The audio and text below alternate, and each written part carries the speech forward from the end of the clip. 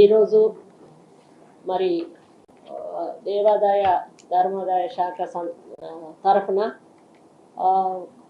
సరస్వతి పుష్కరాలు జరుగుతున్న సందర్భంలో ఇక్కడ యాప్ మరియు వెబ్సైట్ లాంచ్ చేయడానికి మరి అక్కడ స్థానికంగా ఉన్నటువంటి మంత్రివర్యులు సోదరులు దుద్దిల శ్రీధర్ బాబు గారు రావడం జరిగింది. ప్రిన్సిపల్ సెక్రటరీ గారు, స్థానిక కలెక్టర్ గారు, అదేవిధంగా మరి కమిషనర్ గారు, ఇతర ప్రముఖులు, పత్రికా మిత్రులందరూ రావడం జరిగింది.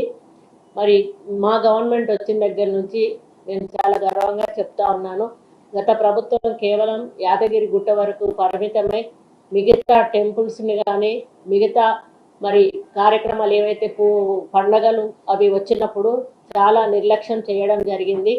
మొత్తానికి సాంస్కృతిక కార్యక్రమాలు అనేవన్నీ కూడా అడుగంటిపోయినాయి. వాళ్ళకి ఇప్పుడు కూడా అవకాశం ఇచ్చిన సందర్భాలు లేవు.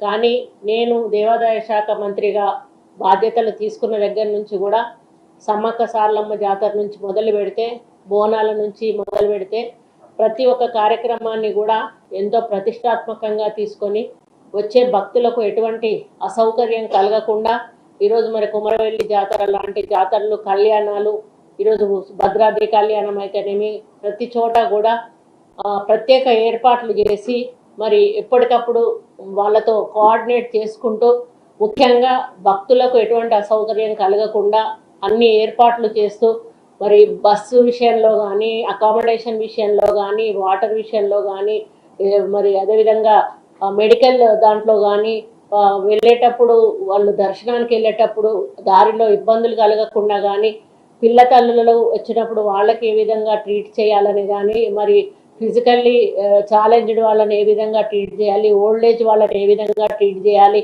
ఈ విధంగా ప్రతి అంశం మీద కూడా దృష్టి సారించి మేము డిపార్ట్మెంట్ తరఫున సెక్రటరీ గారు, కమిషనర్ గారు, మరి స్థానిక అధికారులు అక్కడ ఎక్కడ కార్యక్రమం జరిగితే అక్కడ అధికారులను పిలిచి వాళ్ళకి ఆదేశాలు ఇచ్చి ఎక్కడా కూడా చిన్న మరి ఇబ్బంది జరగకుండా భక్తులకు ఎన్నో సౌకర్యాలు కల్పిస్తూ ఈరోజు ముందుకు పోతా ఉన్నాం. ఇప్పటి వరకు కూడా మా డిపార్ట్మెంట్ డీసెంట్రలైజ్డ్గా ఉండే దాన్ని సెంట్రలైజ్డ్ చేయడానికి కూడా మేము ప్రయత్నాలు చేస్తూ ఉన్నాం. ఎందుకంటే ఎక్కడివక్కడ గుళ్ళల్లో మరి మా కాన్సన్ట్రేషన్ లేకపోవడం వల్ల కొంత ఇబ్బందులు జరుగుతూ ఉన్నాయి. వాటన్నిటిని తొలగించే ప్రయత్నం కూడా మేము చేస్తూ ఉన్నాము. మరి అదేవిధంగా పెద్ద పెద్ద A1 టెంపుల్ 6A టెంపుల్స్ ఏవైతే ఉన్నాయో వాటన్నిటినీ కూడా ఇంకా డెవలప్ చేసి మరి వాటిని ఇప్పుడు ఏదైతే మన యాదగిరి గుట్టలో మేము పాలక మండలిని తీసుకురావడం జరిగిందో యాక్ట్, దాని కిందికి 100 కోట్లు దాటిన ప్రతి టెంపుల్ని కూడా తీసుకురావడానికి ప్రయత్నం చేస్తా ఉన్నాం. దాని కింద రేపు వేములవాడ టెంపుల్ కూడా రాబోతా ఉంది. అదేవిధంగా ఇన్కమ్ను పెంచి 100 కోట్లకు దాటిచ్చి వాటన్నింటిని కూడా మరి పాలక మండలి కింద తీసుకురావాలన్నది ముఖ్యమంత్రి గారి ఆలోచన.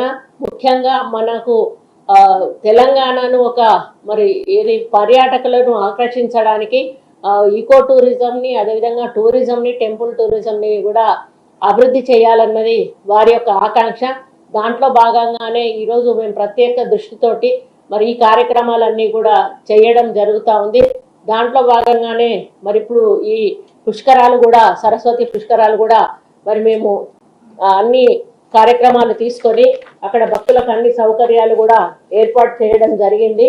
మరి ఇది ఇప్పుడే సెక్రటరీ గారు చెప్పినట్టుగా 15 మే నుండి 26 మే వరకు కూడా 12 రోజుల పాటు ఇవి జరుగుతాయి. దాదాపు సుమారుగా రోజుకు 50,000 మంది నుంచి 1,00,000 వరకు కూడా భక్తులు పాల్గొనే అవకాశం ఉంటుంది. మేము ప్రభుత్వం తరఫున 35 కోట్ల రూపాయలు ఇచ్చి వివిధ అభివృద్ధి పనులు కూడా చేపట్టడం జరిగింది. అదేవిధంగా సరస్వతి ఘాట్ పైన 17 అడుగుల ఏకశిల సరస్వతి అమ్మవారి రాతి విగ్రహం కూడా ఇప్పుడు పని జరుగుతుంది. అప్పటి వరకు కంప్లీట్ అవుతుంది. భక్తుల సౌకర్యం కోసము 100 రూముల వసతి గృహాలు, డార్మెటరీ భవనము, మరి 100 గదుల tent city, OHSR water tank నిర్మాణము, మరి దుస్తులు మార్చుకోవడానికి గదులు, చలువ పన్నీళ్లు, దేవాలయం చుట్టూ కూడా CC రోడ్డు నిర్మాణము, శాశ్వత మరుగుదొడ్లు, మరి పిండ ప్రధానం మండపము, స్నాన గదులు, పార్కింగ్ సౌకర్యము, అన్నదానము మరియు ఉచిత ప్రసాదము, కాశీ నుంచి వచ్చే పురోహితులతో ప్రత్యేక హారతి, 12 రోజుల పాటు ప్రత్యేక హోమాలు, సాంస్కృతిక కార్యక్రమాలు, రౌండ్ ద క్లాక్ ప్రత్యేక వైద్య శిబిరాలు కూడా ఉంటాయి. ఇదే విధంగా ఇప్పుడైతే ఏదైతే యాప్ ఓపెన్ చేయడం జరిగిందో ఆ యాప్ ద్వారా వెబ్సైట్ ద్వారా కూడా వచ్చే భక్తులకు చాలా ఈజీగా ఎక్కడి నుంచి ఎక్కడికి వెళ్ళొచ్చు, ఎక్కడ ఏముంది, ఎక్కడ ప్రసాదం దొరుకుతుంది, ఎక్కడ పార్కింగ్ ఉంది, ఎక్కడ వైద్యం అందుతుంది అనేది ఆ వెబ్సైట్ ద్వారా కూడా మరి వాళ్ళకు ఈజీగా తెలుసుకునేటువంటి అవకాశం ఉంటుంది.